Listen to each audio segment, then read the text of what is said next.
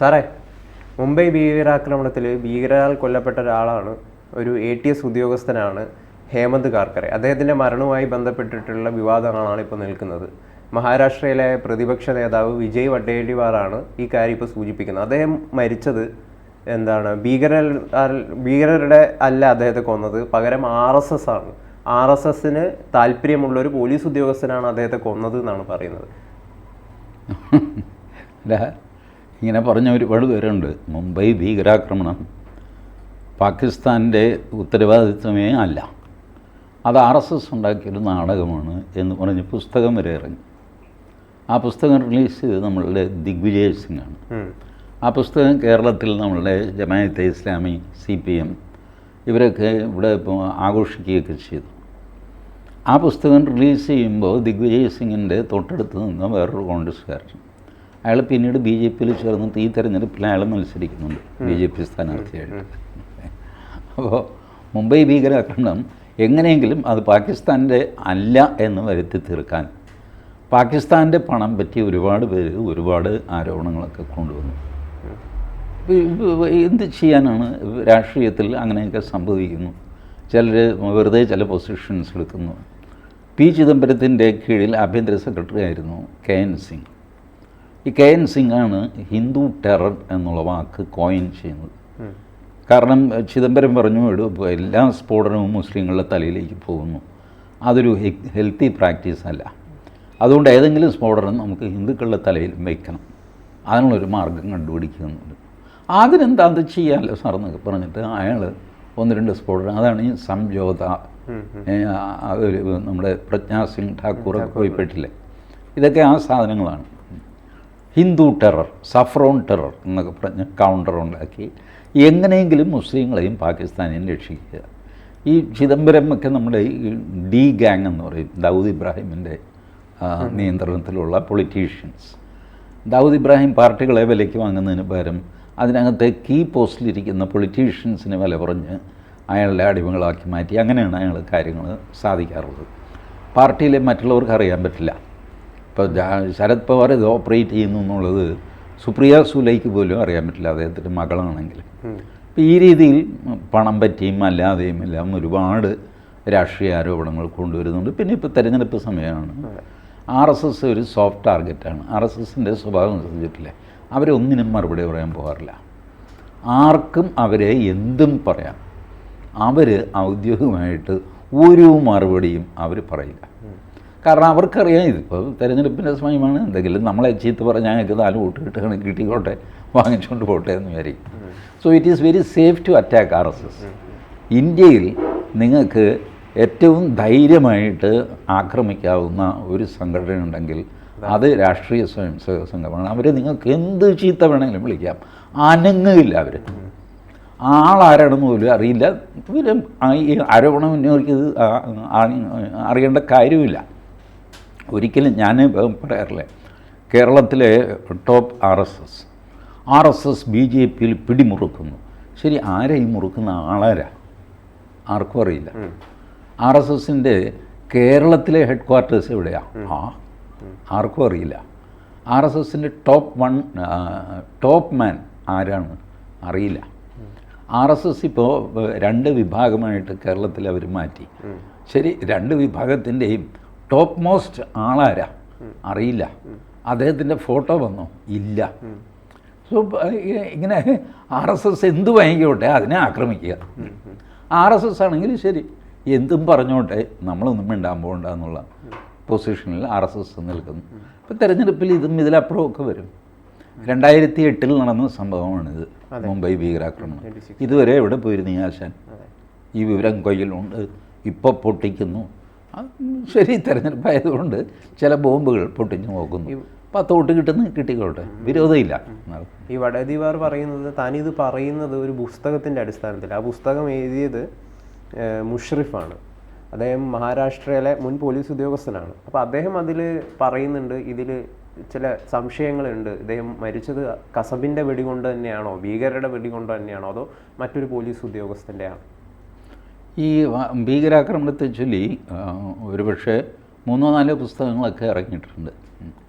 അപ്പോൾ ഇവർ ചെയ്യുന്നത് ഈ പുസ്തകത്തിൽ നിന്ന് എടുത്ത് ആ പുസ്തകത്തിൽ എഴുതും. അതിൻ്റെ റെഫറൻസ് നോക്കി കഴിയുമ്പോൾ ഒറിജിനൽ പുസ്തകം ആയിരിക്കും. Salma quote Sabrina, Sabrina quote Salma എന്ന് പറയും.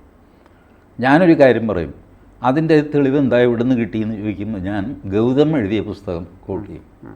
ഗൗതമിൻ്റെ പുസ്തകം എടുത്ത് നോക്കുമ്പോൾ മോഹൻദാസ് പറഞ്ഞിട്ടാണെന്ന് പറഞ്ഞിട്ട് ഗൗതം എഴുതുന്നു. അപ്പോൾ ഈ പരിപാടിയാണ് ഈ നടക്കുന്നത്. ഇയാൾക്ക് അവിടെ നിന്ന് കിട്ടിയ വിവരം ഇന്ന പുസ്തകത്തിൽ നിന്ന് കിട്ടി, ആ പുസ്തകക്കാരൻ ഇവിടെ നിന്ന് കിട്ടി, ഇന്ന ആൾ പ്രസംഗിച്ചതിൽ നിന്ന് കിട്ടി, ആ പ്രസംഗിച്ച ആളിപ്പോൾ ഇവിടെ അയാൾ BJP-യിൽ ചേർന്നു, കഴിഞ്ഞു. അപ്പോൾ സംശുദ്ധമായ ആരോപണങ്ങൾ, അതിൻ്റെ ബേസിസിൽ പുസ്തകങ്ങൾ, ആ പുസ്തകങ്ങൾ കോട്ട് ചെയ്തിട്ടുള്ള പ്രസംഗങ്ങൾ. ഇത് ഞാനതിൽ കുറ്റം പറയുന്നില്ല. തെരഞ്ഞെടുപ്പിൽ ഈ ആയുധങ്ങളൊക്കെ ഉപയോഗിക്കപ്പെടും.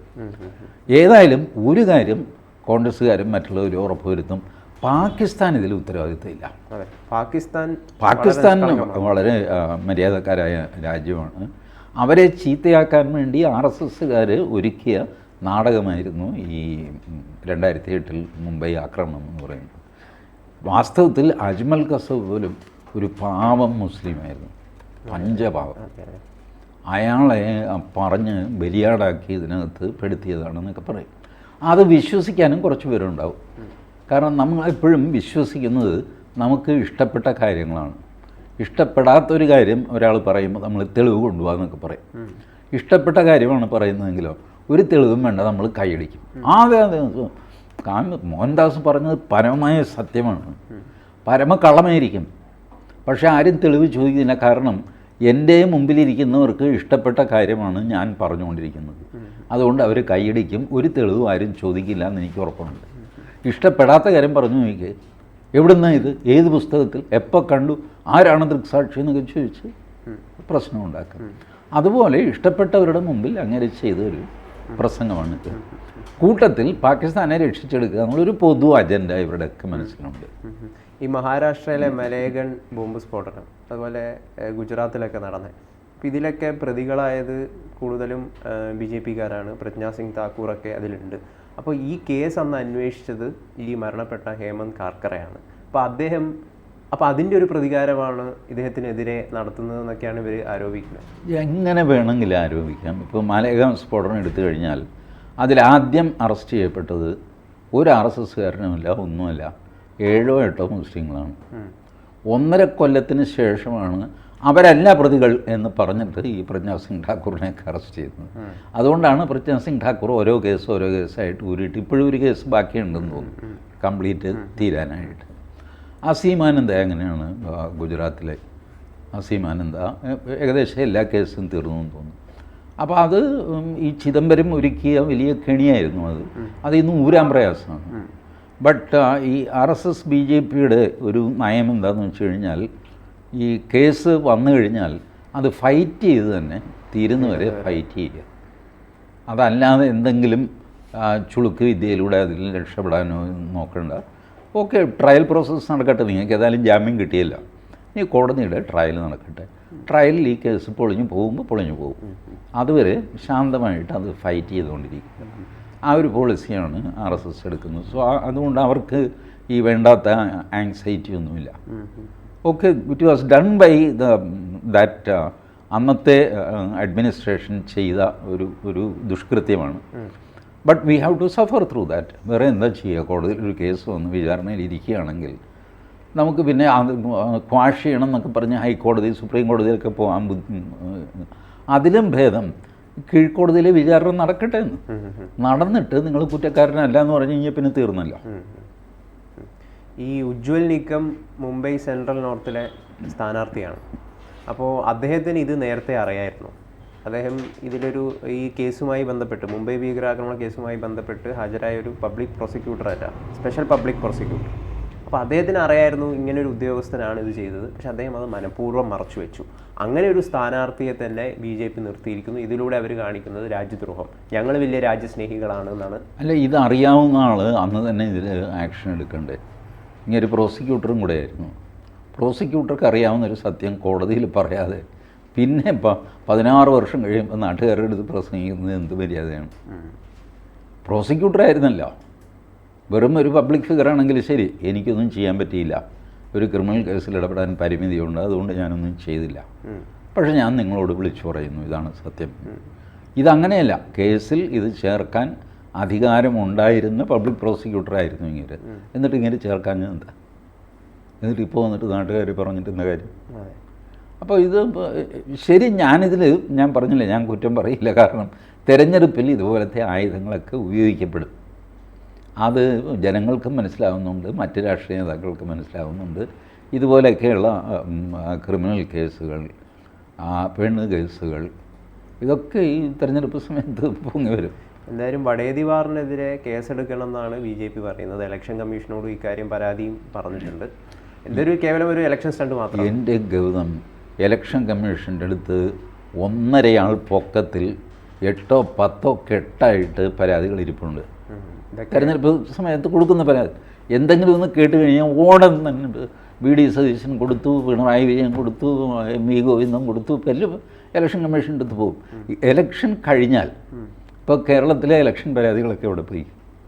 കേരളത്തിലെ ഇലക്ഷൻ കഴിഞ്ഞു, പരാതികളും കഴിഞ്ഞു. അപ്പോൾ ഓരോ സ്ഥലത്ത് ഇലക്ഷൻ കഴിയുമ്പോഴത്തേക്ക് ഈ പരാതി അവസാനിക്കും. ഞാൻ ഭയപ്പെടുന്നത് അല്ലെങ്കിൽ ആശങ്കപ്പെടുന്നത് ഈ പ്രജ്വൽ രേവണ്ണ ഉണ്ടല്ലോ, 10-400 പേരെ റേപ്പ് ചെയ്തിട്ട് അതിൻ്റെ വീഡിയോ എടുത്ത മഹാൻ. ഈ മഹാൻ്റെ കേസുകൾ പോലും ചിലപ്പോൾ തെരഞ്ഞെടുപ്പ് കഴിയുമ്പോൾ അപ്രത്യക്ഷമായി ആരും ഒന്നും മിണ്ടാതെ അങ്ങ് പോയി എന്ന് വരും. തെരഞ്ഞെടുപ്പ് കാലത്ത് കേരളത്തിൽ നടന്ന ഏറ്റവും വലിയ ബഹളമായിരുന്നു സോളാർ ബഹളം. ഒടുവിൽ അത് എന്തായി? ഇപ്പോൾ വാസ്തവം പറഞ്ഞാൽ അതിൻ്റെ സ്റ്റാറ്റസ് പോലും ആർക്കും അറിയില്ല എന്ത് സംഭവിച്ചു എന്ന്. ഇതുപോലെ തെരഞ്ഞെടുപ്പിൻ്റെ സമയത്തുണ്ടാകുന്ന കേസുകൾ, പരാതികൾ, അത് ക്രിമിനൽ കേസുകളാകും, അല്ലെങ്കിൽ ഇലക്ഷൻ കമ്മീഷന് കൊടുക്കുന്ന പരാതികളാകാം, പിന്നീട് കേൾക്കാറില്ല. ഇതുപോലെ ഒരു നാടകം. എന്തായാലും ഹേമന്ത് കാർക്കറയുടെ പേരും പറഞ്ഞ് ഇപ്പം കോൺഗ്രസ് തന്നെയാണ് സമൂഹത്തിന് മുന്നിൽ അപഹാസ്യരാകുന്നത്. ഇതിൽ യാതൊരു വിശ്വാസ്യത ഇല്ലെന്ന് തന്നെയാണ് തോന്നുന്നത്. കാരണം ഇലക്ഷൻ വരുന്ന ഈ ഒരു സമയത്ത് എന്തിനാണ് ഈ കാര്യം ഉന്നയിക്കുന്നത്? നേരത്തെ സാറ് പറഞ്ഞ പോലെ നേരത്തെ തന്നെ ഈ കാര്യം പറയായിരുന്നു എന്നുള്ളത് തന്നെയാണ് പൊതുസമൂഹത്തിന് തോന്നുന്നത്. ഹേമന്ത് കർക്കറയുടെ ഭാര്യ പോലും അവരെ കൊണ്ട് പോലും ക്യാമ്പയിൻ ചെയ്യിച്ചിരുന്നു ഈ പോയിൻ്റൊക്കെ പറഞ്ഞിട്ട്. 2008 ശേഷം എത്ര തെരഞ്ഞെടുപ്പ്, ലോക്സഭാ തെരഞ്ഞെടുപ്പ്, മഹാരാഷ്ട്ര തെരഞ്ഞെടുപ്പ്, ഇത് എത്ര എണ്ണം നടന്നു? ആ തെരഞ്ഞെടുപ്പിലൊക്കെ ഇതെടുത്തിട്ട് അലക്കി തീരാറായി. ഇപ്പോൾ ഇത് അവസാനത്തെ ഒരു ബനിയനാണ് ഇപ്പോൾ ഈ അലക്കിക്കൊണ്ടിരിക്കുന്നത്.